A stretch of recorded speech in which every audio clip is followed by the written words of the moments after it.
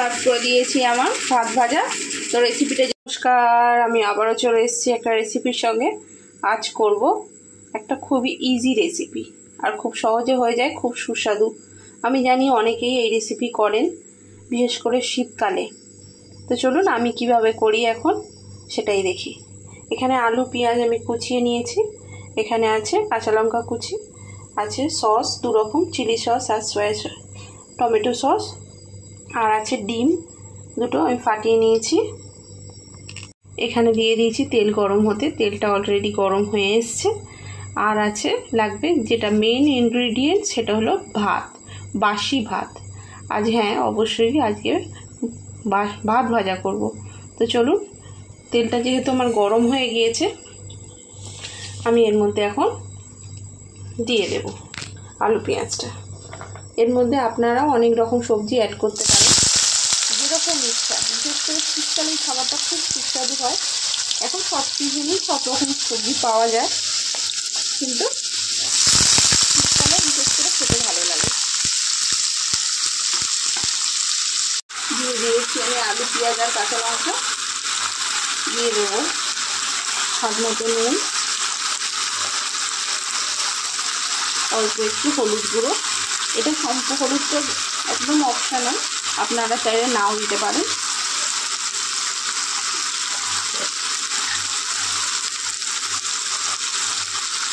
আর দেব গোলমরিচ গুঁড়ো। এবার এটা খুব ভালো করে ভাজা ভাজা করে নেব।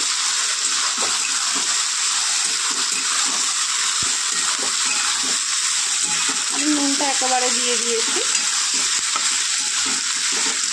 চলুন এটা খুব ভালো করে ভেজে নিয়ে আসছি। আমি খুব ভালো করে ভেজে নিয়েছি।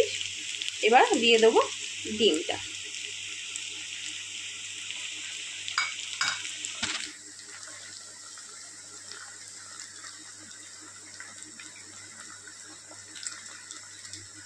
অল্প সামান্য একটু নুন দেবো, কারণ ডিমে তো নুন দেওয়া ছিল না।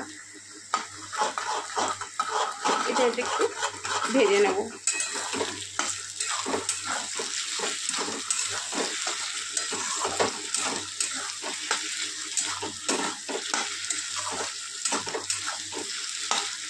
একটু ডিমটাকে হালকা করে ভেজে নিয়ে আর আসছি।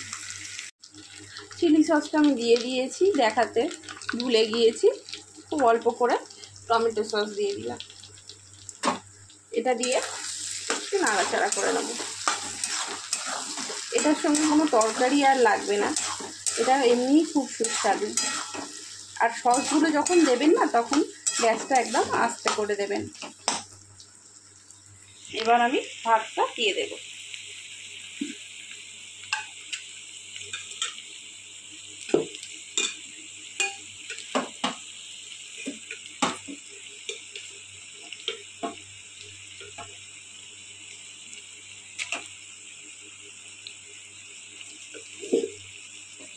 চলুন ভাতটা দিয়ে নিয়ে আর আসছি। পুরো ভাতটা আমি দিয়ে দিয়েছি, এবার মিক্স করে নেব।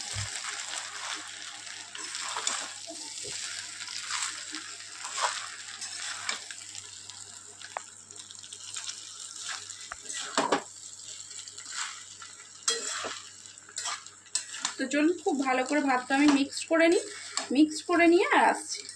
খুব ভালো করে আমি ভাতটা মিক্স করে নিয়েছি। এবার 2 মিনিট মতো একটু ভেজে নিয়ে আর নামিয়ে নেবো। চলুন 2 মিনিট ভেজে নিয়ে আর আসছি।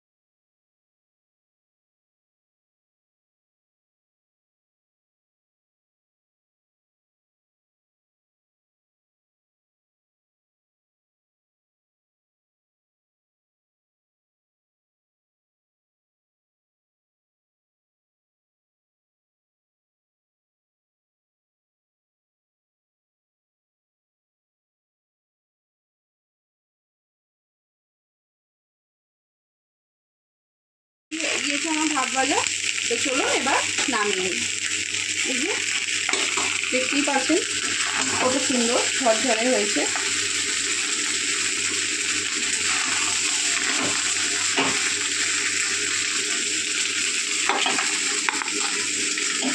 সার্ভ করে দিয়েছি আমার ভাত ভাজা।